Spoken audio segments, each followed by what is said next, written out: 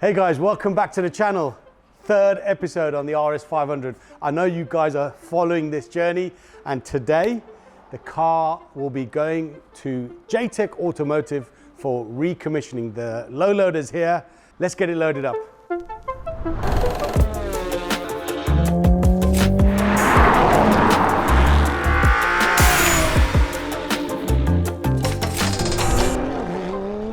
As I've just mentioned in the intro, the car will be going on its maiden journey to get recommissioned. Just to give you a brief overview, I bought the car back in May. It's been in storage for 4 to 5 years. It's not been started. The car was covered in mold. The interior stank. We've given the car a deep clean. Thank you very much to Jack from Starner Glass. That was in the previous episode. We've also covered the history on this particular car. It's been in Australia, it's back in the UK. I've even managed to speak to some of the previous owners, which is absolutely amazing. Today, the car will be going to J-Tech Automotive for the recommissioning process. So we're gonna load the car up, it'll go to J-Tech. We're gonna give them a couple of days before we head on over there, so that way they can see what needs to be done, order any parts, and we will be there when Jamie and his team at J-Tech Automotive start the car for the first time. Let's get her loaded up.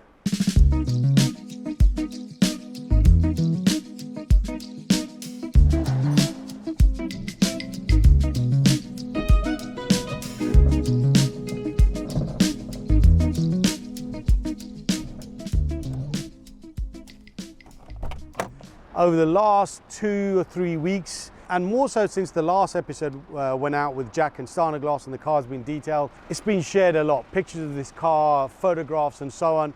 And 4 or 5 owners, previous owners, have reached out to me, including the first ever owner in the UK. That's #1 owner who bought the car late December 1987. I'm gonna have a conversation with those guys, and it'll be absolutely amazing once the car's up and running to reunite some of the original owners with the car. And we'll cover that in another episode. But today, it's all about getting the car over to Jamie's, and then myself and Jason behind the camera will head on over in a few days, and hopefully, fingers crossed, Jamie can get the car started on that day.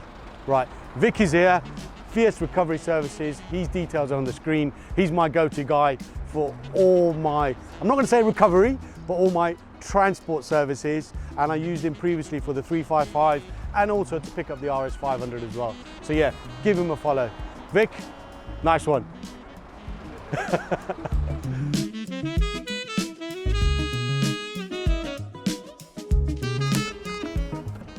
I'm covering up the number plate because of ULEZ, ultra low emission zone. We are in the ULEZ zone, and this car will get picked up by the ULEZ cameras on the back of a low loader, and I will get charged £12.50 for that. So last thing I want to be doing is paying £12.50 for nothing.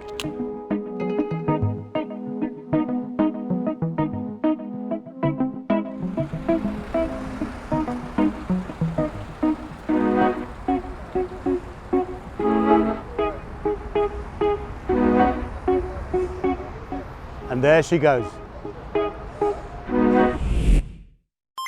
So the car's been here at J-Tech Automotive for a couple of days. Jamie's given me a call and said, look, pop by, let's have a chat. The reason why I'm using Jamie, for those of you that don't know about J-Tech Automotive, they do like working on classics and retro cars. He's worked on my Escort Cosworth, my Mercedes 190E Cosworth, my Renault 5 GT Turbo, and even my Series 1 RS Turbo. So they're very familiar with some of the classics. And for those of you that have mentioned Paul Linfoot, I have already spoken to him in the previous episode, and no doubt I'll be reaching out to him again for bits that I'll need for this RS500. Let's get inside, let's find Jamie.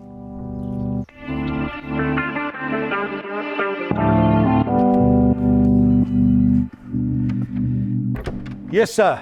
Hello. Hey, I'm good. RS500. Yeah, love it. I know you love your retro and your classics here, and I think you prefer Mark 1, Mark 2 Golfs and E30 M3s and so on. Our core business is VAG stuff, a lot of BMW stuff, a lot of race car stuff. Alongside it, classic cars, you know, a classic car's a classic car. They all need work, they all need love. So you've had a couple of days, and I can see you've already taken a few bits off here. Yep. Where are we at? So there's good news and there's bad news. I was expecting that, to be fair. I'm hoping the good news outweighs the bad news. Yeah, definitely. Oh, that's a positive. Well done. It's solid. It has been molested, but not in the wrong ways. Obviously, it's been laid up for quite a period of time before you got hold of it. I think in total, probably about 10 years Yep. since it's been back in the UK. I don't think it's done many miles. Yeah. Classic cars being laid up, it doesn't really do them any good. Yeah, it keeps the miles off them, keeps the salt off them, but it doesn't do them any good. They need to be used, really. Well, this was a driver's car at some point, and that's what I want to get it to. Yep. And if we can get it to close to 521 brake horsepower, Yep. as close as possible, Yep. I think I've won. Are we going to get there? I don't see any reason why not. I mean, at the minute, there's no way it will make that power. It's only running 4 injectors, not the 8. And the fuel system's been mucked about with. I don't believe it's got the original ECU or chip in the car. He's really going into it already. You're not wasting any time, are you?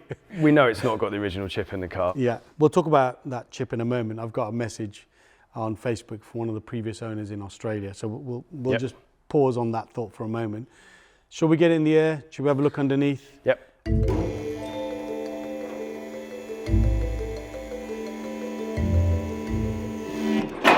Do you think, Jamie, because a lot of the viewers are here to see, hopefully, and I want to see this as well, Yep. do you think in the next few hours and in this episode, this car is going to be started, fired up, running, spluttering, smoky? It would definitely be smoky. Okay. I don't think it would be sensible for us to run the car today in its current state, Oh, but we probably should come to that in a minute. okay. Okay, so, Let's start with the good bits. all right, let's start with the good bits. It's an RS500. Okay, yes, that it is. It's solid. It's got some surface corrosion on it. I think it's fairly common for any car of this age. It's one of the lucky ones, really. Seals are all good. Rear chassis rails are really good. The sealant is coming off on a lot of the seams, but it's original sealant. It's 38 years old. The only thing I would say that's probably not fantastic is the front jacking points. Yes. It's fairly common, but it's nothing to worry about on this car at all. It's got C's rear brakes. Yes. Both sides are dragging. Someone has painted the calipers complete with the pads and the calipers, so they might just be stuck in there, but That's they're not very clever, is it? not ideal, no. But they're all seized on, so we've been moving it around on go jacks. This car at some point did have AP brakes on the front. I think it's Yeah, gone 'cause it back ran to larger stock. wheels, didn't Yeah, gone back to stock brakes. Yep. I think if we're going to try and get to 521 brake horsepower, Yep. we'll probably have to upgrade the brakes. Yeah, I would. I mean, they feel fast anyway, but they feel even faster when the brakes aren't very good. Yeah. We'll probably rebuild the fronts anyway, Okay. because the car might be running and driving before you sourced a big brake Sure, kit okay. and the set of wheels you want to run. As far as we can tell, it's not been in any accidents. Wow, for a 38-year-old car. Yep. It's had bits of paint. Yeah, we know that. In terms of like the shell, really good. Seals are nice. As far as I can tell, all the areas that are common issues with these isn't on this one. The diff's got a small leak from the drain plug. It's got a fuel line here hanging down that was cable tied up here. Okay. This obviously being an RS500, it's got 8 injectors. Mm-hmm. The way it's set up now, they've bypassed the extra 4 injectors in the plenum. It's only the ones on the top that are working, so it's more like a 3-door Sierra. Not sure why. Whether they don't work, whether it's because the ECU has changed, probably is that, or whether there was a fuel leak. I think you mentioned the previous owner said Yeah. there was fuel leaks. In So the engine bay. It could be any of them. So we've got to correct that and put that back to as it should be.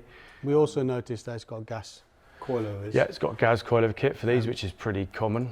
And some of it's polybushed, some of it's not. Yep. Rear subframe, front mounts are polybushed. All the front suspension's polybushed. Some positive points there. Definitely. It's definitely an RS500. It's Yep. a solid car. It's definitely it. It's not been accident damage. It's not 2 cars put together. At some point, obviously somebody's maybe tried to reverse the power from 500 brake. If any of the previous owners are watching, just reach out to me and let me know why. I've actually had some messages from 3 of the previous owners, including photographs in period of them with the cars. Yep. I've yet to speak to them, and I'm going to probably do that after this episode, just to find out and fill the dots. And it's all piece in the history. yeah, and some of the stuff you're telling me, these are questions I will ask. Yep. One of the previous owners from Australia reached out to me, David Hunter. Right. And he sent me some pictures in period. But he has mentioned the authorities in South Australia made him put a standard RS500 ECU in the car. Standard 500 ECU. Okay, so it could have been down to emissions, it could have been down to power performance, I don't know. Yep. But he has the original ECU from the car, and there you go. Yeah. So it's the Ahmad Beju ECU, everyone's familiar with him. Yep. And on top of that, the picture he sent me has actually got the ECU with... That's the reg. That's the ECU off this car then. So it was obviously detuned for a reason. Yeah. So I'll get that. Yeah. He's offered that to me, so I'll But get if it's that. still got a 500 ECU on it, it should still be running the 8 injectors. Okay, so those are questions. It might still be working, but they've got no fuel going to it. Yeah, so those are questions at the moment that you're going to have to work out the answers for. That's fine. Going towards the front of the car, yes, we mentioned obviously there's a little bit of corrosion there. Gearbox wise and so on, engine wise, rad, stuff like that. Rad's got a few weeps in it. Again, not a massive issue. It's got a big wing sump on it, or a winged sump on it to run a bit more capacity. Power steering rack is leaking out of the boot. Okay. So it's probably going to want a rack recon or another rack if we can source one. Front wheel bearing's got a little bit of play in, which is probably causing some binding. There's various coolant leaks, oil leaks. As regards to the block, I know obviously to run 500 odd brake horsepower, you've got to change the block. Yes. And that's probably a different block in this car. Yeah, from what I can tell, and I'm by no means an RS500 expert, but there's a guy, as many of you will know, Paul Linfoot, who is regarded as the go-to guy for these. He's done loads of videos sort of saying the difference between them, and this is a 200 block. Okay. And it's also been stamped with the engine builder, which you have a receipt for from the Castle something or other? Castle Performance Engineering. That's it. I don't think they're going anymore, from what you can tell, but yeah, that's stamped on the side of the block. Okay. And that's a 200 block. So it's not the original RS500 engine from the car, but it is a 200 block, and it's the engine you have a receipt for from when the car was tuned to 520 horsepower. Yeah, as per the Performance Ford magazine feature and so on. Yeah. Okay, so that side of it, we understand now the car's solid. Yes, it's got the modifications. Yes, the calipers and the brakes have all seized. We knew that anyway because we couldn't push the damn thing. It's an old car that's been laid up for 10 years. Yeah. What's the bad news?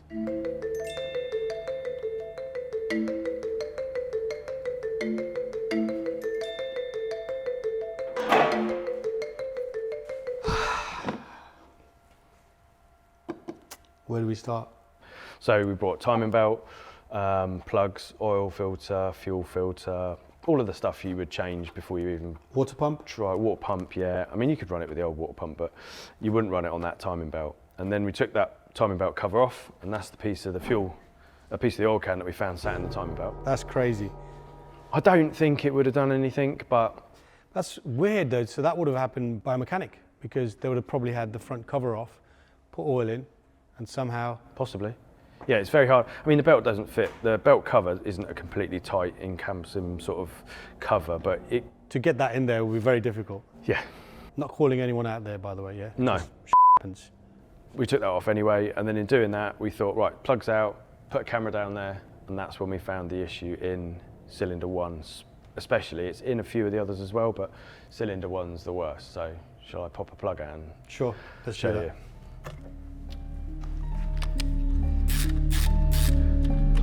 So, if you look at that plug, it's been burning oil because the plug's got lots of carbon on it, Sure. which generally points at not a fantastically healthy cylinder. And are all 4 spark plugs like that? No, that's the This worst one. is the worst one. That's the worst one. So, oh, that's good, it's at the bottom.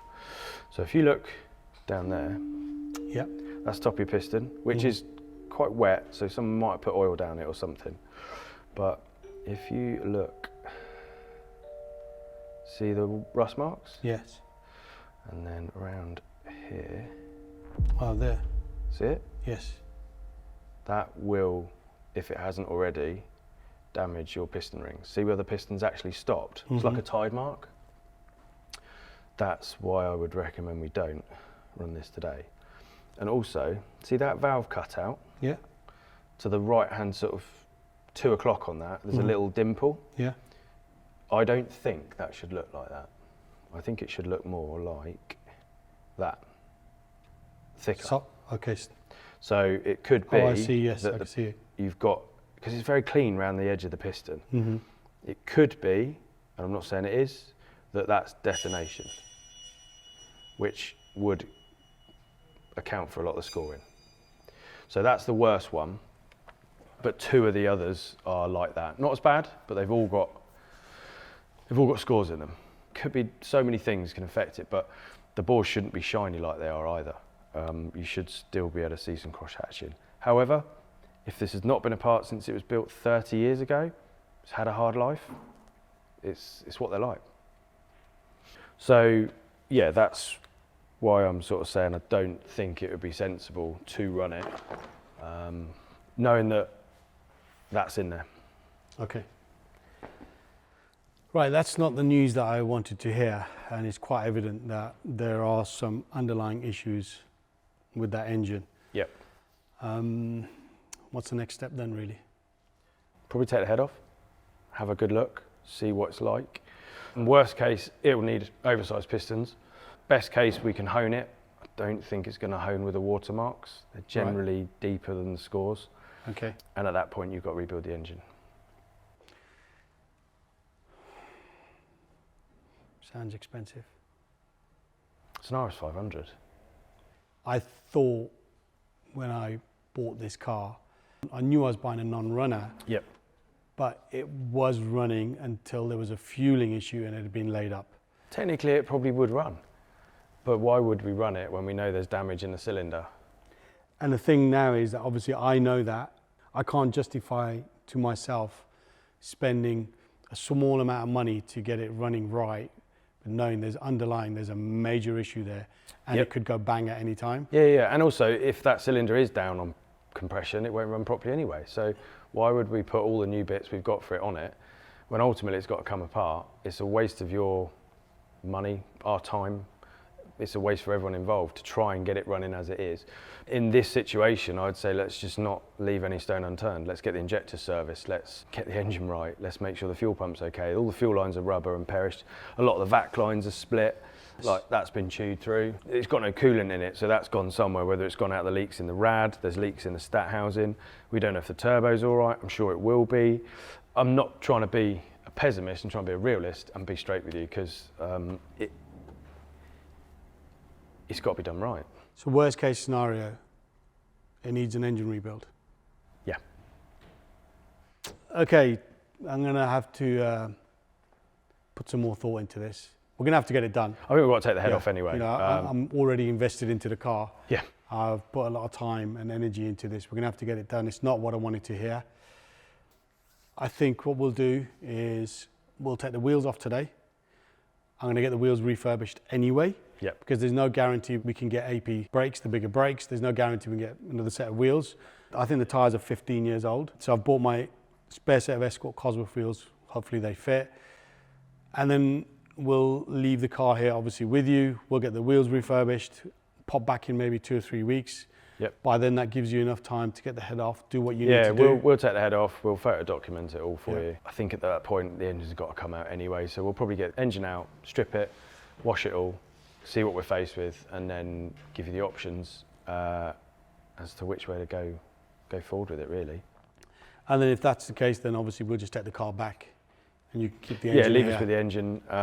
We can rebuild that as and when the time in the workshop allows, but obviously, yeah, it's got to be done for as soon as possible, because you weren't expecting to have this. But this time of year, it probably wasn't going to go far anyway, was it? No, it wasn't. It wasn't. It just changes my timeline. Yep. Because I want it up and running for spring. Yep. So that might change my timeline because we still need to do a bit of paint correction and stuff on the car. The interior needs to be cleaned still. Yep. Because there's still a bit of a ranky smell in there. The carpets have got to come out. The seats have got to come out. Yeah. But maybe we could do that when the car's back with us. Yeah, as I say, that's all things you can do without the engine in it. And we can build the engine in parallel with that. And then as soon as it's ready, get the car back, pop the engine in, We'll probably take the brakes off as well before the car goes so we can rebuild all of those. Sure. And then have the sort of bits sub-assembled and ready to go on when the car comes back, and then put it together and see what horsepower it makes. Okay, guys, I'm going to end the video here because I need to do some thinking. And have a sit down. Yeah, because in my head that number's changed. You know, it's nothing against you, but I know now that obviously it's going to need There's a lot more work. Yeah, there's more work, there's more money involved, there's more time involved. It's not what you guys wanted to hear, it's not what I wanted to hear, and it's probably not what you wanted to tell me, because I'm sure you just want to Yeah, it's horrible. get in. It's horrible giving people bad news, but I'd rather be honest. And I think in the long run it's the right thing to do. Is get it right, and then you can enjoy it.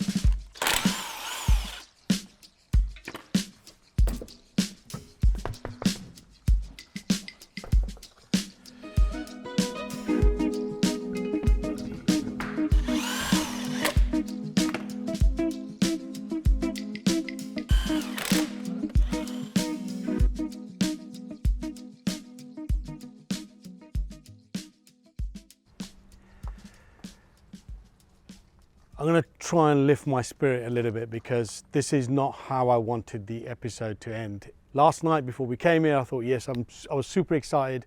The car would be running, and you know, just the euphoria of seeing the car running. But I don't want to end the episode on a low. So it is what it is, and that's what happens when you buy cars blind. You just don't know. I'm not blaming any of the previous owners.